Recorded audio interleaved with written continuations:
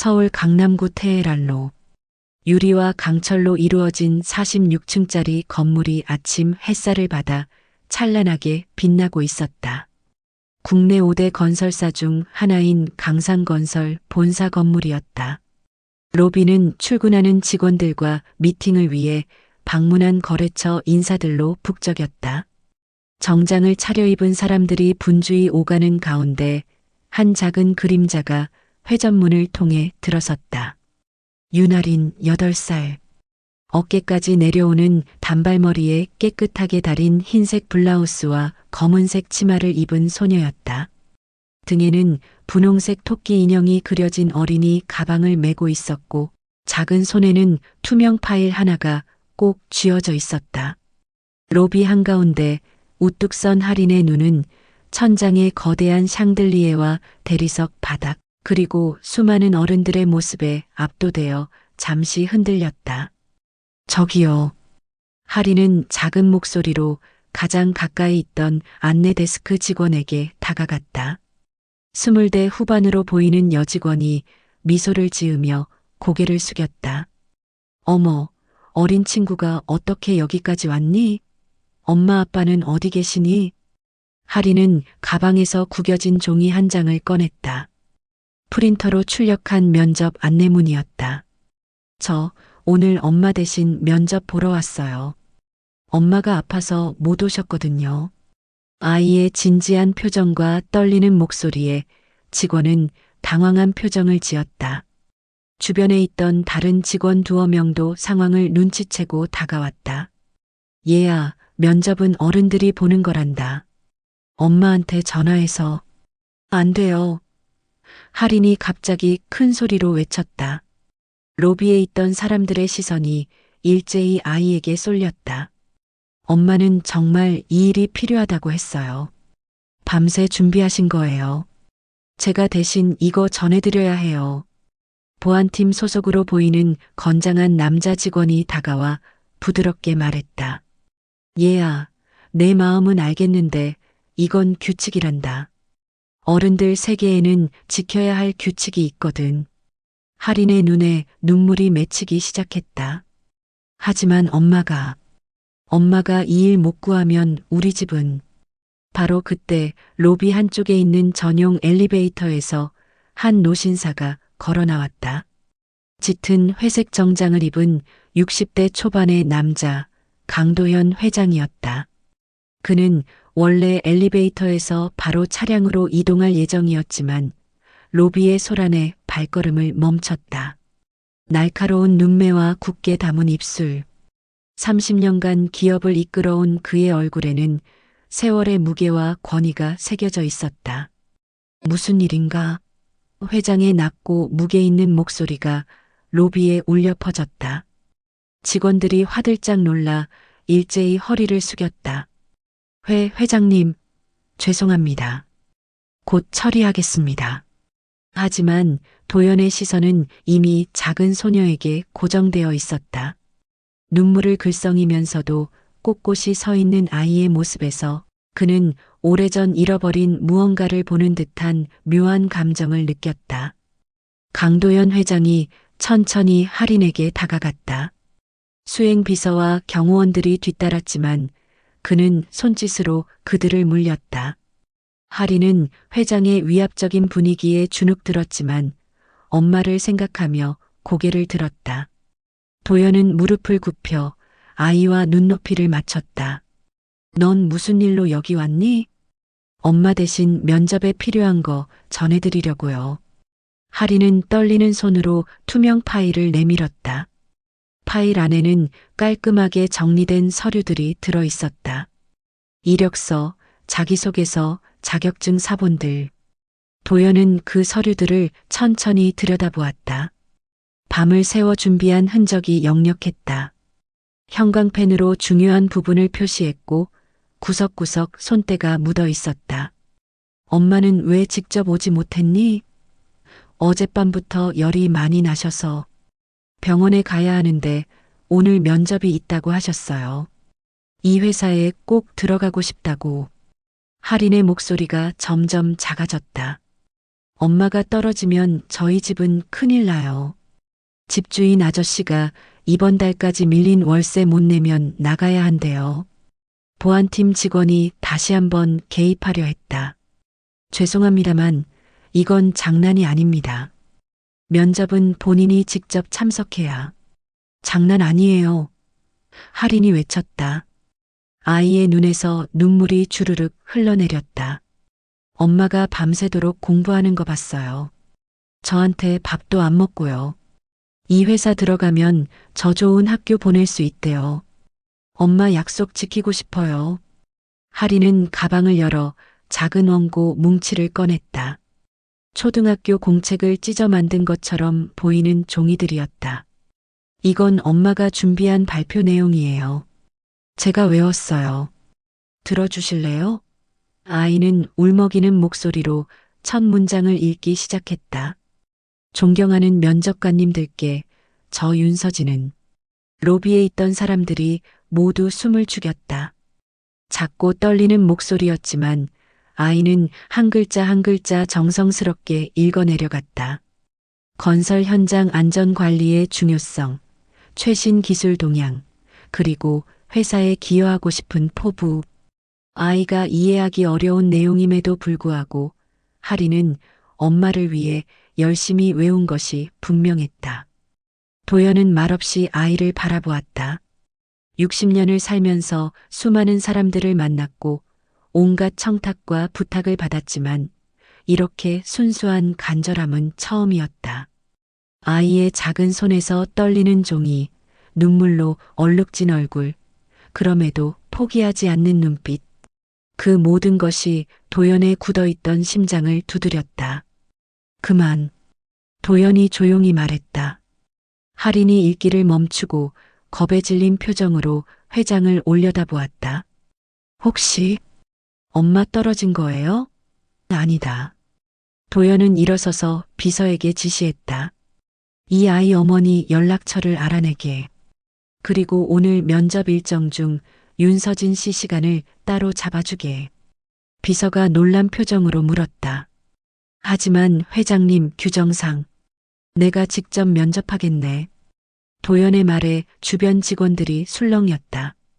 회장이 직접 면접을 본다는 것은 회사 역사상 손에 꼽을 정도로 드문 일이었다.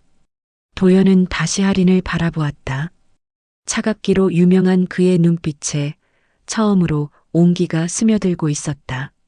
넌 참 용감한 아이구나. 엄마 이름이 뭐라고 했지? 윤서진이에요. 할인이 눈물을 닦으며 대답했다. 그리고 우리 아빠는. 아이가 잠시 머뭇거렸다. 아빠는 강민호였어요.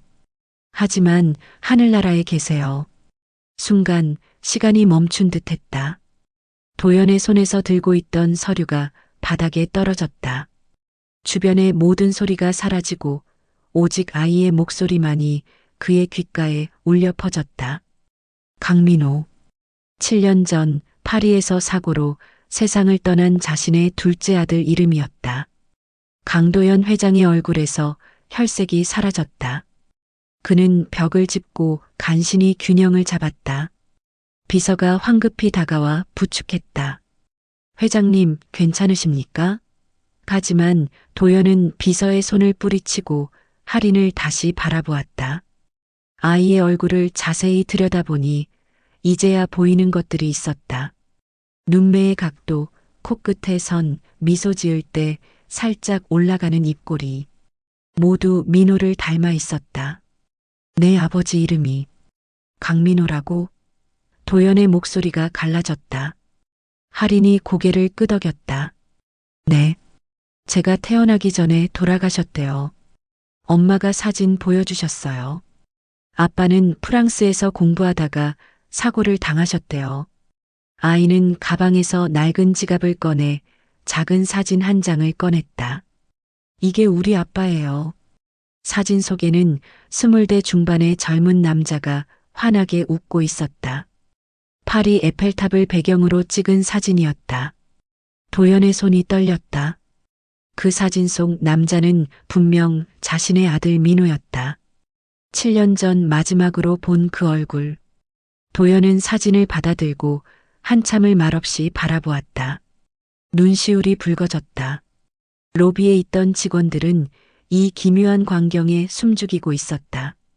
냉철하고 강인하기로 소문난 강도연 회장이 작은 아이 앞에서 눈물을 글썽이고 있는 것이다. 비서는 상황을 파악하지 못한 채 망설이고 있었다. 도연은 천천히 무릎을 꿇고 할인과 다시 눈높이를 맞췄다. 할인아, 내 나이가 몇이라고 했니? 8살이요. 생일은? 2017년 3월 15일이요. 도연은 눈을 감았다. 민호가 사고로 세상을 떠난 것이 2016년 6월. 그렇다면 민호는 자신의 아이가 태어나는 것을 보지 못한 채 떠난 것이었다. 아니, 어쩌면 아이가 있다는 사실조차 모르고 떠났을지도 몰랐다. 내 할아버지, 할머니는 안 계시니? 도연이 조심스럽게 물었다. 할인이 고개를 저었다. 엄마 쪽 할머니, 할아버지는 엄마가 어렸을 때 돌아가셨대요. 아빠 쪽은 엄마가 만난 적이 없대요. 아빠가 가족 얘기를 안 했다고 해요. 도연의 가슴이 찢어지는 듯했다. 민호가 가족 얘기를 하지 못했던 이유. 그것은 자신 때문이었다. 파리로 유학 보낸 아들이 평범한 한국 여성과 사랑에 빠졌다고 했을 때 도연은 완강히 반대했었다. 명문가의 자제로서 어울리는 상대가 따로 있다고, 집안의 보탬이 될 사람과 결혼해야 한다고 강요했다. 민호는 끝까지 자신의 사랑을 지키겠다고 했지만 도연은 귀국 명령을 내렸고 그 귀국길에서 민호는 교통사고로 목숨을 잃었다. 당시 도연은 슬픔과 죄책감에 짓눌려 민호의 삶을 제대로 정리하지 못했다. 프랑스 현지 경찰과 연락하고 유품을 정리하는 과정에서 민호가 누군가와 교제하고 있었다는 사실은 알게 되었다. 하지만 그 여성이 누구인지, 어디 사는지 끝내 찾지 못했다. 그리고 그 여성이 임신한 상태였다는 사실은 전혀 몰랐다. 할인아, 도연의 목소리에 힘이 들어갔다. 내가 가진 아빠 사진이나 물건들 더 있니? 할인이 고개를 저었다. 이것밖에 없어요. 엄마가 아빠한테 받은 건 이 사진이랑 편지 몇 통뿐이래요. 나머지는 사고 났을 때 다 없어졌대요. 도연은 벌떡 일어섰다. 김 비서, 예, 회장님. 오늘 모든 일정을 취소하게. 그리고 내 집무실을 준비하라. 그는 할인의 손을 부드럽게 잡았다. 할인아, 나랑 잠깐 위층에 가자. 아저씨가 할 얘기가 있단다. 그리고 내 엄마한테 전화해서 지금 바로 이리 오라고 전하게. 할인은 영문을 모른 채 도연을 따라 전용 엘리베이터로 향했다. 로비에 남은 사람들은 아무도 감히 입을 열지 못했다. 그들은 방금 목격한 것이 무엇인지, 이것이 회사의 어떤 의미인지 짐작조차 할 수 없었다. 다만 한 가지 확실한 것은 오늘 아침 이 작은 소녀의 등장이 강상건설, 아니 강도연 회장의 삶을 완전히 바꿔놓을 것이라는 사실이었다. 엘리베이터 문이 닫히면서 도연은 손녀의 작은 손을 꼭 쥐었다. 7년 만에 그는 다시 가족의 온기를 느끼고 있었다. 46층 회장실. 통유리 너머로 서울 시내가 한눈에 내려다 보였다. 고급스러운 가죽 소파와 원목 책상, 벽면을 가득 채운 서가. 하지만 정작 이 방에는 사람의 온기가 느껴지지 않았다.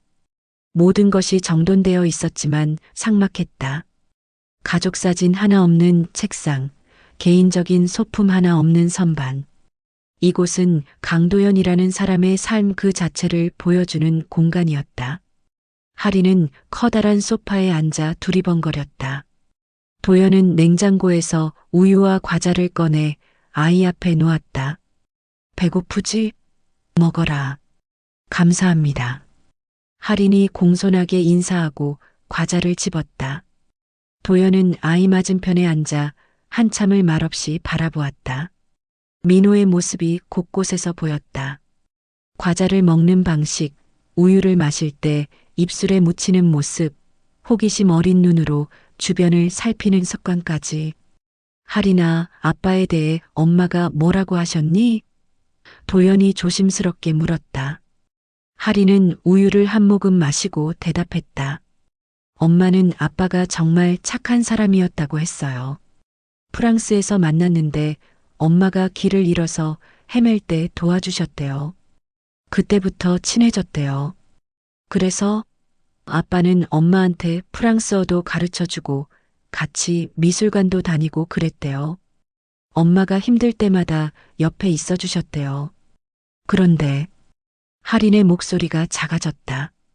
아빠가 한국에 급하게 가야 한다고 해서 비행기를 탔는데 그게 마지막이었대요. 도연의 주먹이 저절로 쥐어졌다. 아들이 왜 급하게 귀국하려 했는지 그는 너무나 잘 알고 있었다. 자신이 보낸 최후 통첩 때문이었다. 당장 돌아와서 그 여자와 결별하지 않으면 너는 더 이상 내 아들이 아니다라는 잔인한 말. 그 말에 민호는 서진을 지키기 위해 아버지를 설득하기 위해 서둘러 귀국길에 올랐고 그것이 비극이 되었다. 엄마는 아빠를 많이 사랑했어요. 할인이 계속 말했다.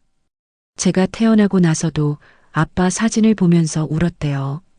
저는 아빠 얼굴도 못 봤지만 엄마 말 들으면 정말 좋은 사람이었던 것 같아요.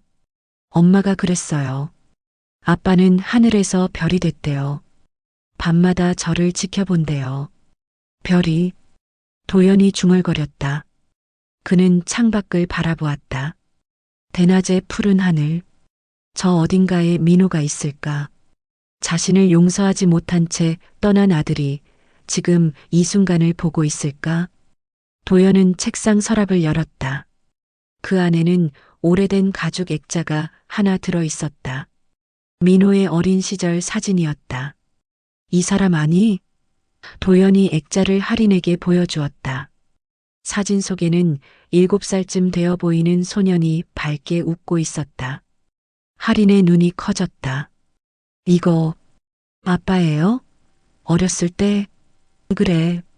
내 아빠가 너랑 같은 나이였을 때 사진이란다. 할인은 액자를 소중히 받아들고 한참을 들여다보았다. 아빠도 저처럼 어린이였구나.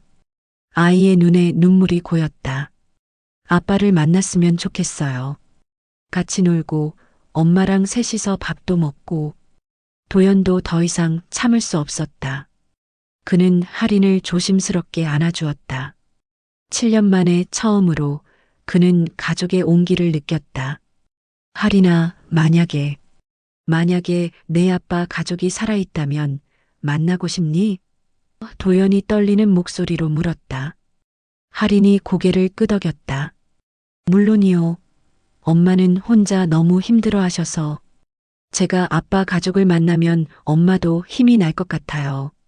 할머니, 할아버지가 계시면 좋겠어요. 도연의 눈에서 눈물이 흘러내렸다. 60년을 살면서 단 한 번도 남 앞에서 울지 않았던 그였다. 기업을 일으키면서도 경제 위기를 겪으면서도 심지어 아들의 장례식에서조차 눈물을 보이지 않았던 강철 같은 남자. 하지만 지금 손녀 앞에서 그는 무너져 내렸다. 할아버지가 여기 있단다. 도연이 떨리는 목소리로 말했다. 내 아빠는 내 아들이었어. 그리고 너는 내 손녀야. 할인이 깜짝 놀라 도연을 올려다보았다. 정말요? 할아버지가 계셨어요? 그래. 미안하구나. 할아버지가 너희를 몰랐어. 아니, 찾지 못했어. 용서해다오. 할인은 어린 나이에 완전히 이해할 수는 없었지만 할아버지라는 존재가 생겼다는 사실만으로도 기뻤다. 아이는 도연의 목을 껴안았다. 할아버지, 이제 저희 가족이 생긴 거예요? 도연은 고개를 끄덕이며 손녀를 꼭 안았다. 그 순간 회장실 문이 노크되었다. 회장님, 윤서진 씨가 도착하셨습니다. 도연은 할인을 비서실에 맡기고 집무실에 혼자 남았다. 잠시 후 만날 윤서진. 민호가 사랑했던 여인. 그리고 7년간 혼자서 아이를 키워온 며느리. 도연은 창가에 서서 먼 하늘을 바라보았다. 기억이 밀물처럼 밀려왔다. 2015년 가을, 파리에서 걸려온 민호의 전화. 아버지, 제가 사랑하는 사람이 생겼습니다. 당시 도연은 민호가 명문대 MBA 과정을 밟고 있던 중이었다.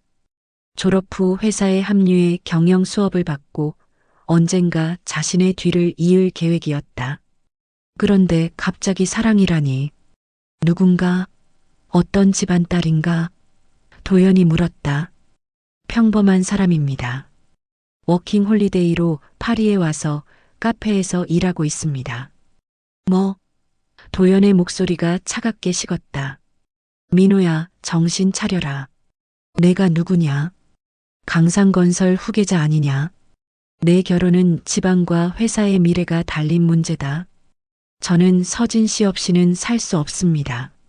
민호의 목소리는 단호했다. 아버지, 제발 이해해 주세요. 서진 씨는 제 인생에서 가장 소중한 사람입니다. 하지만 도연은 듣지 않았다. 결혼은 사랑만으로 되는 게 아니다. 책임과 의무가 따르는 거야. 너는 강상건설의 미래를 짊어질 사람이다. 그에 걸맞은 배우자를 선택해야 한다. 그날 이후 부자 간의 대화는 점점 격렬해졌다. 도연은 매주 전화로 민호를 압박했고 민호는 자신의 선택을 굽히지 않았다. 2016년 5월 도연은 최후 통첩을 보냈다. 당장 귀국해서 그 여자와 헤어져라. 그렇지 않으면 너를 상속자 명단에서 제외하고 모든 지원을 끊겠다. 너는 더 이상 내 아들이 아니다. 민호는 며칠간 연락을 끊었다. 그리고 6월 초 다시 전화가 왔다. 아버지, 제가 직접 찾아뵙겠습니다. 서진 씨를 아버지께 소개하고 직접 설득하겠습니다. 도연은 냉소했다. 좋다. 오너라. 하지만 내 생각은 변하지 않을 것이다. 민호는 다음날 비행기표를 끊었다. 6월 8일 파리에서 인천으로 향하는 항공편. 하지만 민호는 결코 한국 땅을 밟지 못했다.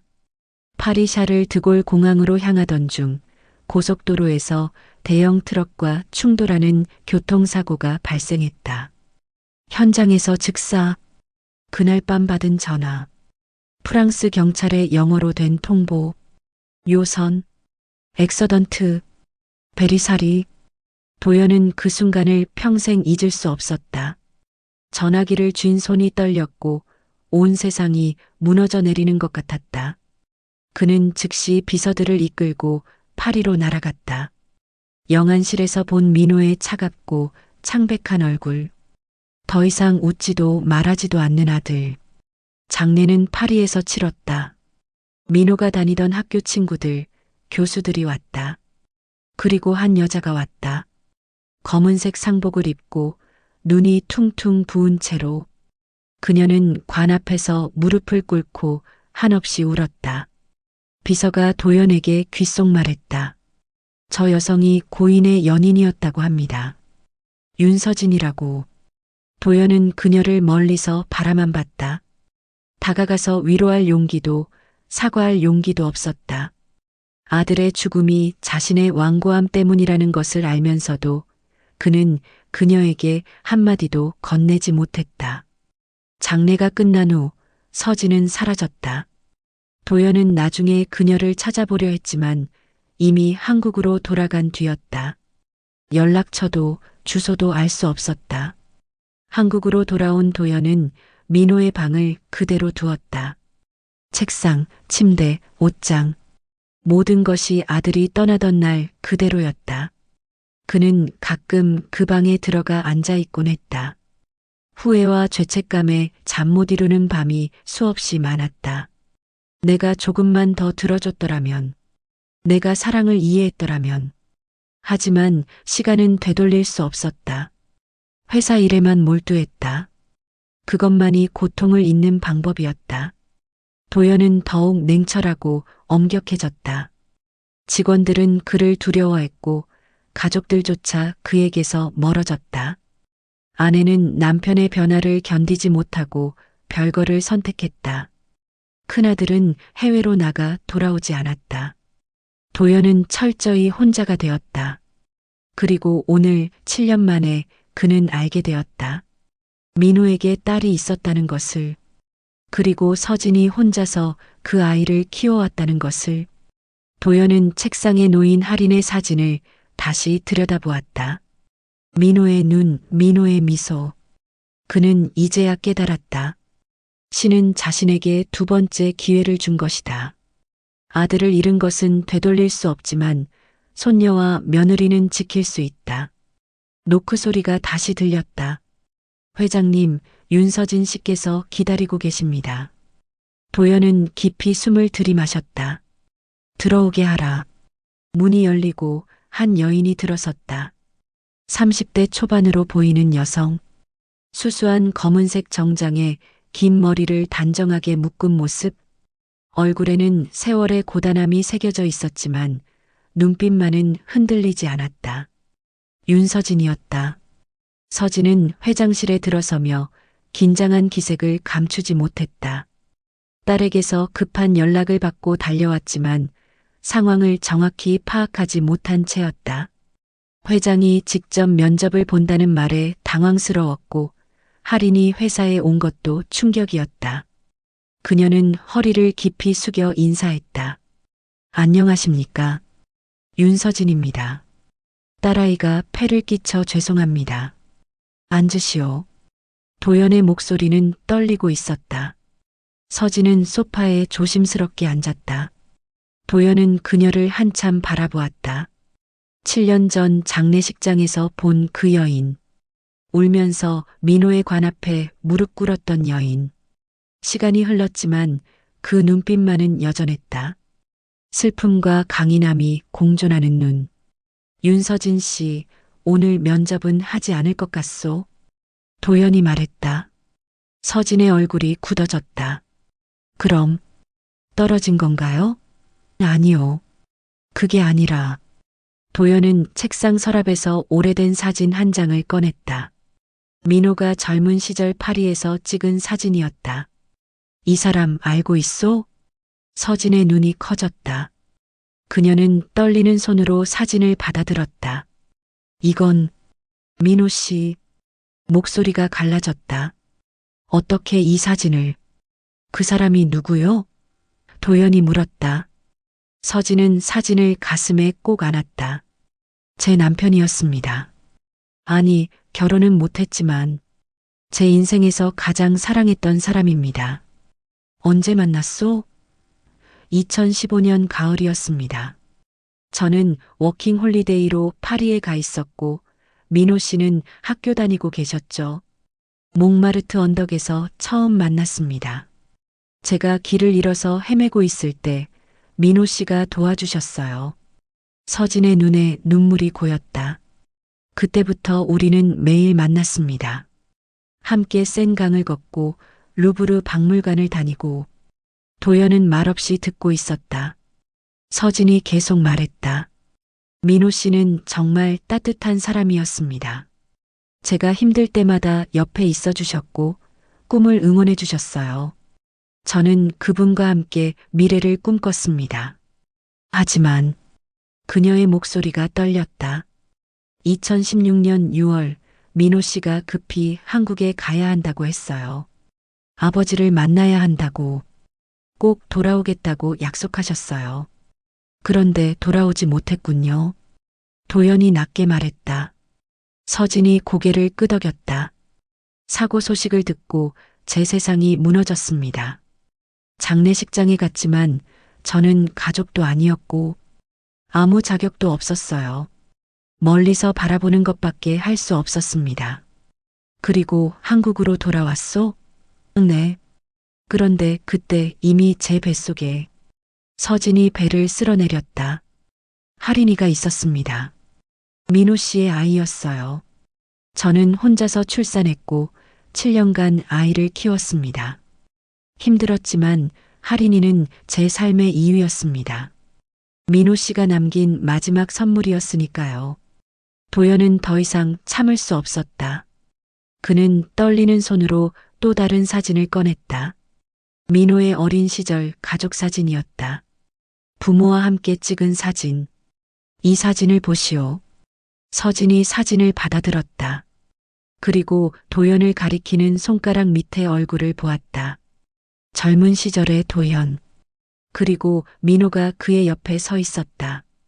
이건 서진의 얼굴이 창백해졌다. 민호는 내 아들이었소. 도연이 말했다. 강상건설 회장 강도연의 둘째 아들.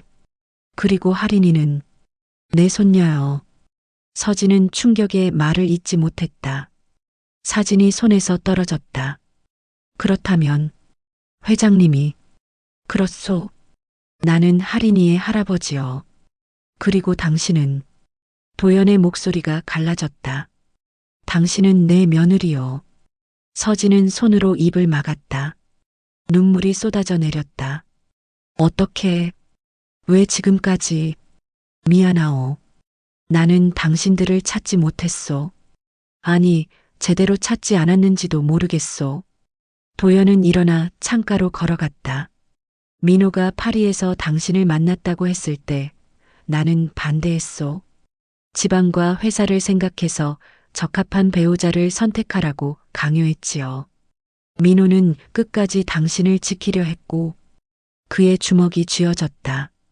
나는 최후 통첩을 보냈소.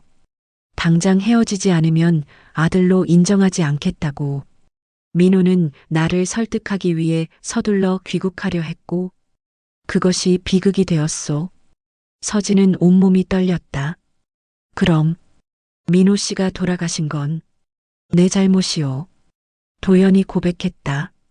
내 오만과 완고함이 아들을 죽였소.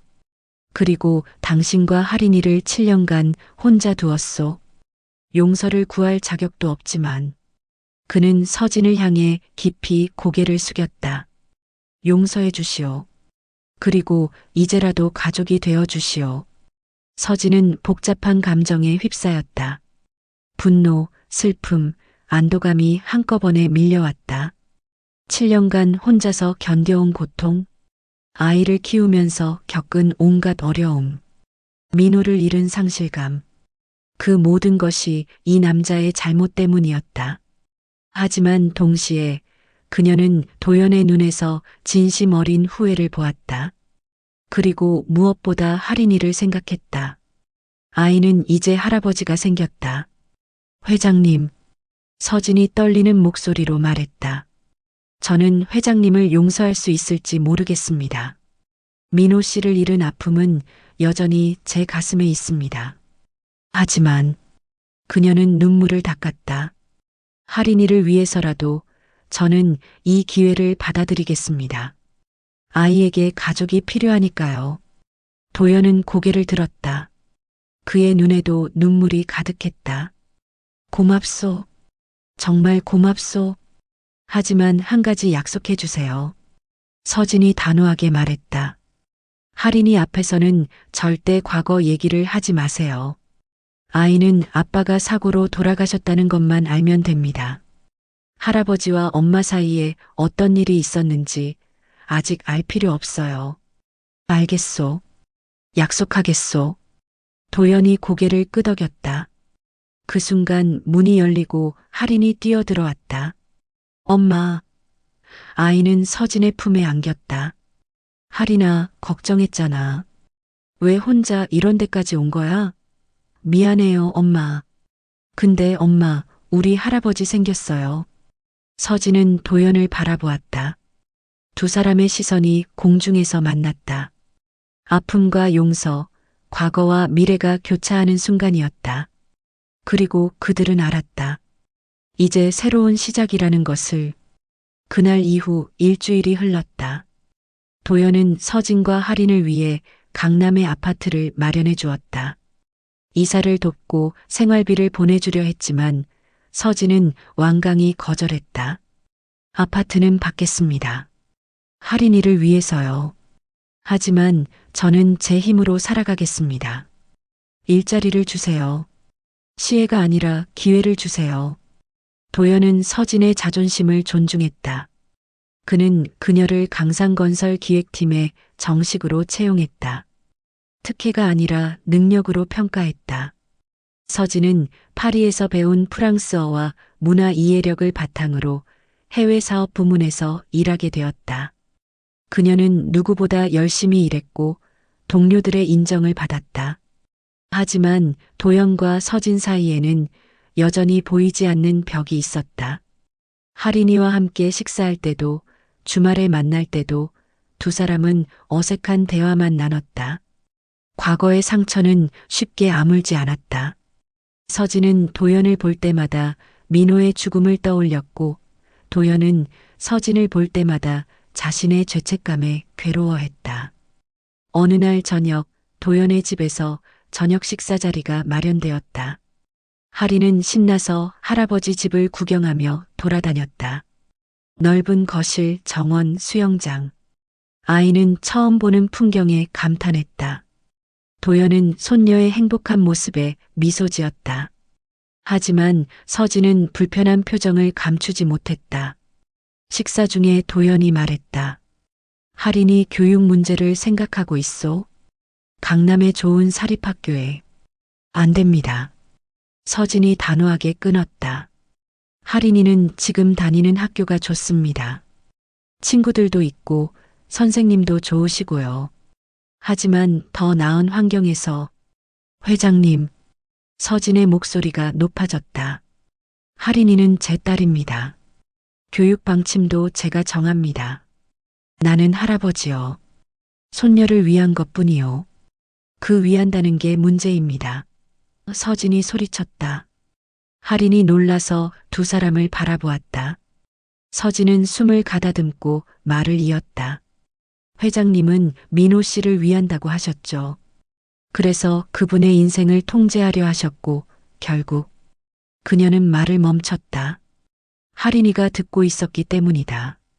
도연의 얼굴이 굳어졌다. 그건 저는 할인이가 회장님처럼 살기를 원하지 않습니다. 서진이 차분하지만 단호하게 말했다. 돈이 많고 권력이 있어도 가족을 이해하지 못하고 사랑을 인정하지 못하는 삶. 그런 삶을 원하지 않습니다. 말을 마치고 서진은 자리에서 일어났다. 할인아, 가자. 오늘은 집에 가서 쉬어야겠다. 엄마.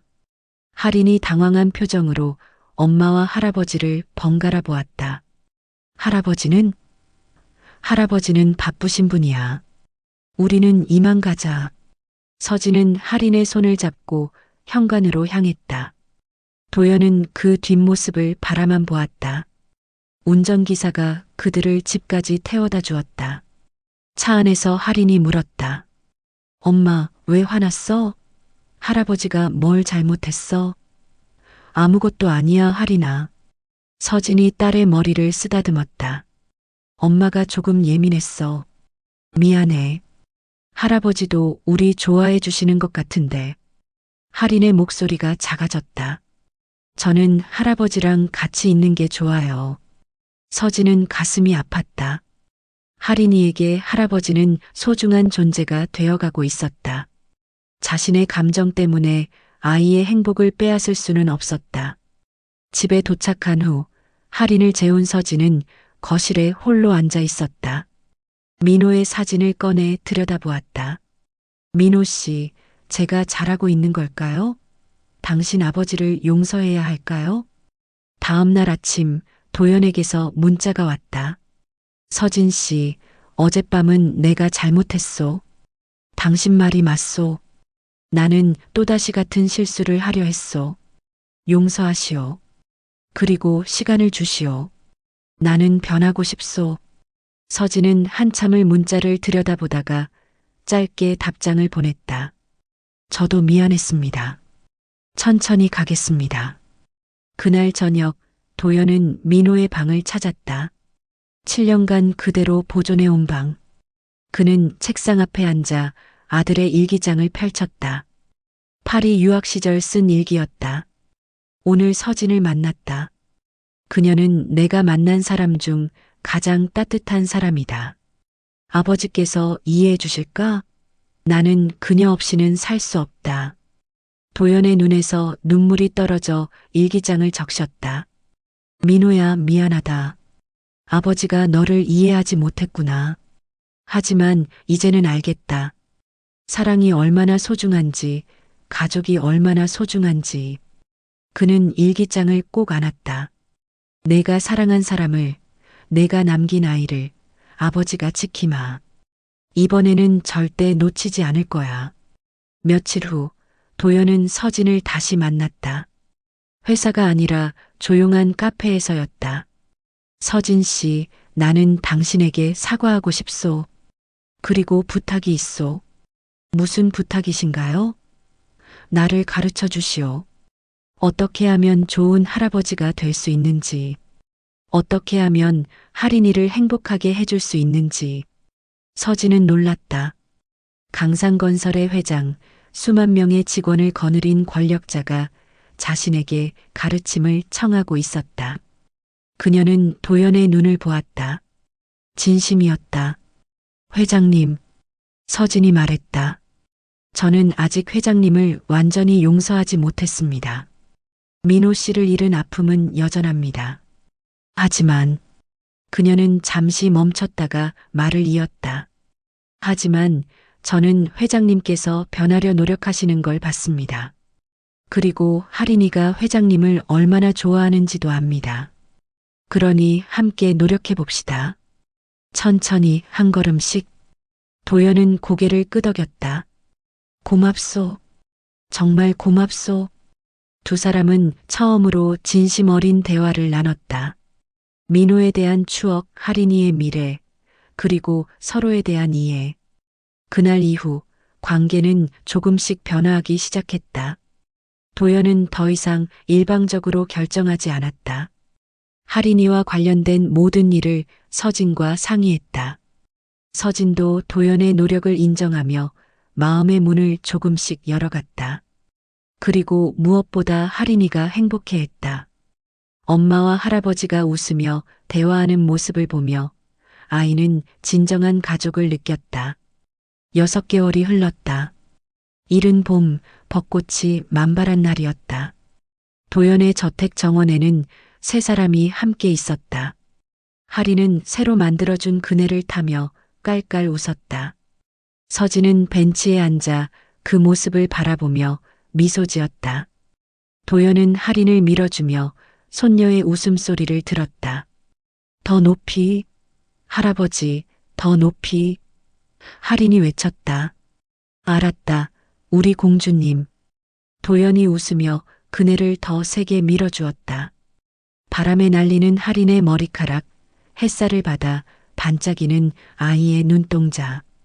도연은 이 순간이 꿈만 같았다. 1년 전만 해도 상상할 수 없었던 광경이었다. 잠시 후 할인은 그네에서 내려와 정원을 뛰어다녔다. 벚꽃잎이 바람에 흩날려 아이의 주변을 감쌌다. 엄마 봐. 눈처럼 떨어져. 조심해, 할인아. 천천히 뛰어. 서진이 웃으며 말했다. 도연은 서진 옆에 앉았다. 두 사람은 함께 할인을 바라보았다. 행복해 보이는군요. 도연이 조용히 말했다. 네, 할인이는 정말 행복해합니다. 서진이 대답했다. 회장님 덕분입니다. 아니요. 당신 덕분이요. 당신이 혼자서 7년간 저렇게 밝고 건강한 아이로 키워냈소. 나는 그저 늦게나마 합류한 것뿐이요. 서진은 도연을 바라보았다. 6개월 전에 그 냉철하고 위압적인 모습은 많이 사라져 있었다. 손녀 앞에서는 따뜻하고 자상한 할아버지였다. 회사에서도 변화가 있었다. 직원들에게 더 인간적으로 대하고 소통하려 노력했다. 서진은 그 변화를 지켜보며 조금씩 마음의 벽을 허물어갔다. 회장님, 오늘이 무슨 날인지 아세요? 서진이 물었다. 도연이 고개를 갸웃했다. 무슨 날이요? 민호 씨 기일입니다. 서진의 목소리가 조금 떨렸다. 도연의 표정이 굳어졌다. 7년 전 오늘 아들이 세상을 떠났다. 그는 그날을 잊은 적이 없었지만 서진 앞에서 언급하기가 두려웠다. 나도 알고 있소. 도연이 낮게 말했다. 매년 이날은 가장 힘든 날이요. 저도 그렇습니다. 서진이 고백했다. 하지만 올해는 조금 다릅니다. 작년까지는 할인이와 둘이서 민호 씨 사진 앞에서 조용히 울었습니다. 하지만 올해는 그녀가 도연을 바라보았다. 회장님과 함께 추모할 수 있을 것 같습니다. 도연의 눈에 눈물이 맺혔다. 고맙소. 정말 고맙소. 그날 저녁 세 사람은 도연의 서재로 향했다. 서재 한쪽에는 도연이 특별히 마련한 작은 제단이 있었다. 민호의 사진이 놓여 있고 꽃과 촛불이 준비되어 있었다. 하리는 할아버지가 준비한 것을 보고 눈을 크게 떴다.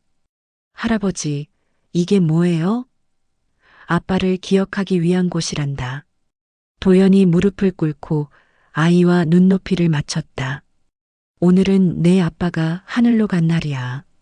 우리 함께 아빠를 기억하자. 하리는 고개를 끄덕이고 사진 앞에 섰다. 세 사람은 조용히 묵념했다. 묵념을 마친 후 도연이 입을 열었다. 민호야, 아버지다. 7년이 지났구나.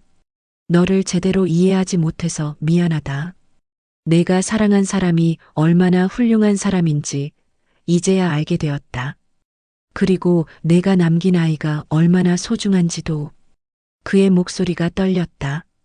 아버지가 늦었지만 이제는 제대로 지킬게. 서진 씨와 할인이를 평생 지킬 거야. 서진도 말했다. 민호 씨, 저예요. 오랜만이죠? 많은 일이 있었어요. 힘들었지만 할인이가 있어서 버틸 수 있었어요. 그리고 이제 우리에게 가족이 생겼어요. 당신 아버지를 만났어요. 처음에는 힘들었지만 지금은 괜찮아요. 할인이가 할아버지를 정말 좋아해요. 할인도 작은 목소리로 말했다. 아빠, 저 할인이에요. 아빠 못 봐서 슬펐는데 이제 할아버지가 계셔서 조금 덜 슬퍼요. 할아버지가 아빠 이야기 많이 해주세요. 아빠가 어렸을 때 어떤 아이였는지, 무엇을 좋아했는지. 저도 아빠처럼 되고 싶어요. 세 사람의 추모가 끝나고 할인은 서재의 책장을 구경하기 시작했다. 도연이 특별히 준비한 어린이 책 코너가 있었다. 동화책, 위인전, 과학책들이 가득했다. 할아버지, 이 책들 다 제가 읽어도 돼요? 물론이지. 다 내 거란다. 할인은 신이 나서 책을 꺼내보기 시작했다. 도연과 서진은 창가에 서서 밤하늘을 바라보았다. 별들이 총총히 빛나고 있었다. 저 별 중 하나가 민호 씨겠죠? 서진이 조용히 말했다. 그럴 거요. 도연이 대답했다. 그리고 분명 우리를 지켜보고 있을 거요. 회장님. 서진이 도연을 돌아보았다. 제가 회장님을 용서한다고 말씀드릴 수 있을 것 같습니다. 완전히는 아니지만 많은 부분 용서했어요. 회장님께서 진심으로 노력하시는 걸 봤으니까요. 도연의 눈에 눈물이 흘렀다. 고맙소. 정말 고맙소. 나는 평생 이 은혜를 잊지 않겠소. 그리고 서진이 미소 지었다. 이제 회장님이 아니라 아버님이라고 불러도 될까요? 도연은 깜짝 놀라 서진을 바라보았다. 그 말의 의미는 명확했다. 서진이 자신을 진정한 가족으로 받아들인다는 뜻이었다. 정말 그래도 되겠소? 네, 아버님. 서진이 다시 한번 말했다. 도연은 더 이상 참지 못하고 눈물을 쏟았다. 60대 노인이 아이처럼 울고 있었다. 서진은 조용히 그의 어깨에 손을 올렸다. 위로와 용서의 손길이었다. 할아버지, 왜 울어요? 할인이 다가와 물었다. 기쁜 눈물이란다. 도연이 눈물을 닦으며 웃었다. 정말, 정말 기쁜 눈물이야. 할인은 할아버지와 엄마를 번갈아 보다가 말했다. 그럼 우리 이제 진짜 가족이에요?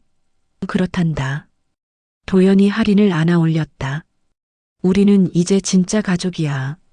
좋아. 할인이 환호했다. 그날 밤 세 사람은 서재에서 함께 책을 읽었다. 도연이 책을 읽어주고 할인은 할아버지 무릎에 앉아 듣고 서진은 그 모습을 카메라에 담았다. 사진을 찍으면서 서진은 생각했다. 민호 씨, 보고 있죠? 우리 잘하고 있어요. 할인이는 행복하고 아버님도 변하셨어요. 그리고 저도 이제는 괜찮아요. 당신이 남긴 사랑이 우리를 이렇게 하나로 묶어주었어요. 몇 주 후 도연은 중요한 결정을 내렸다. 회사 이사회에서 발표했다.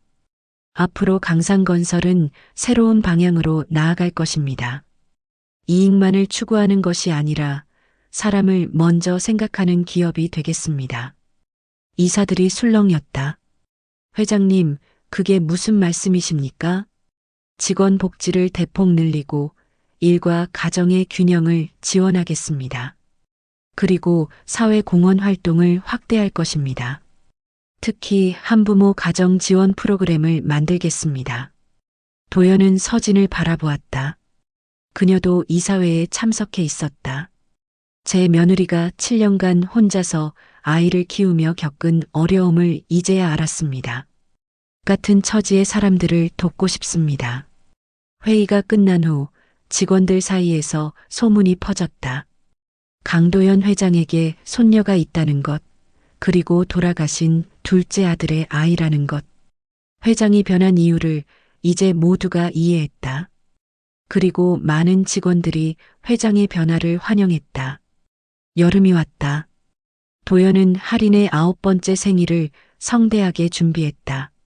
하지만 서진의 조언을 받아들여 화려한 호텔 파티가 아니라 작고 따뜻한 가족 모임으로 계획했다. 정원에 텐트를 치고 바비큐를 하고 할인이 좋아하는 친구들을 초대했다.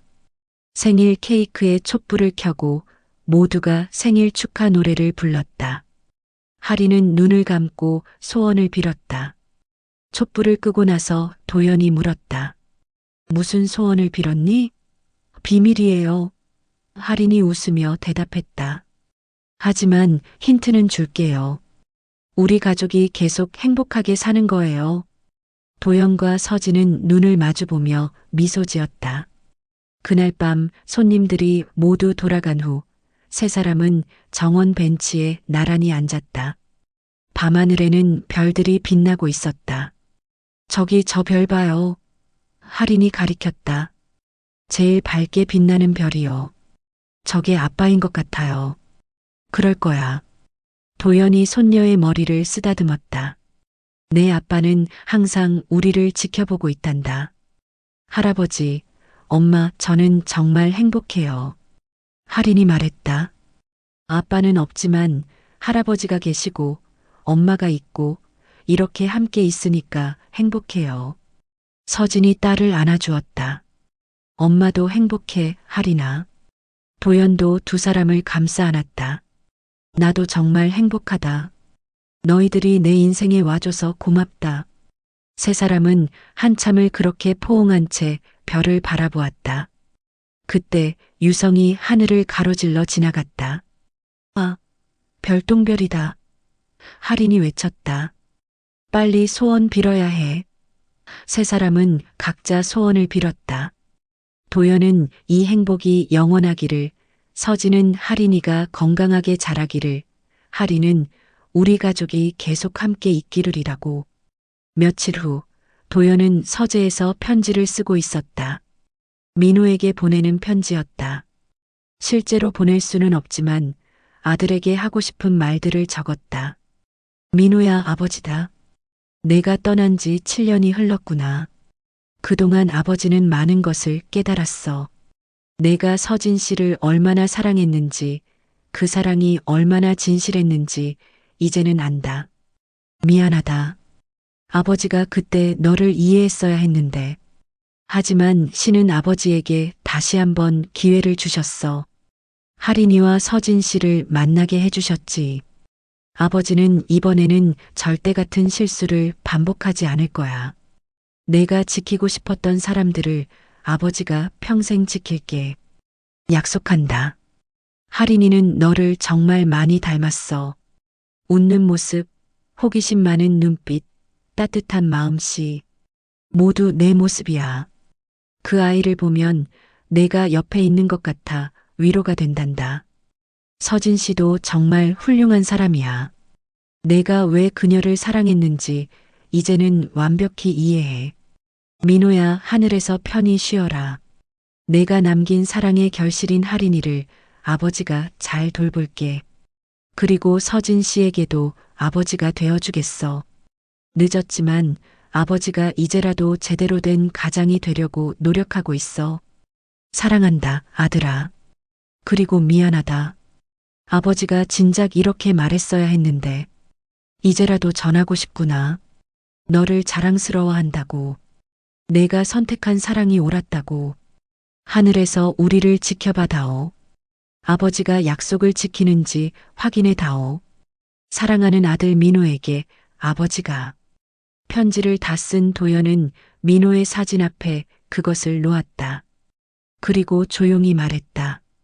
민호야, 내 덕분에 아버지가 다시 살아가는 법을 배우고 있다. 고맙다. 창밖에서 아이의 웃음소리가 들려왔다.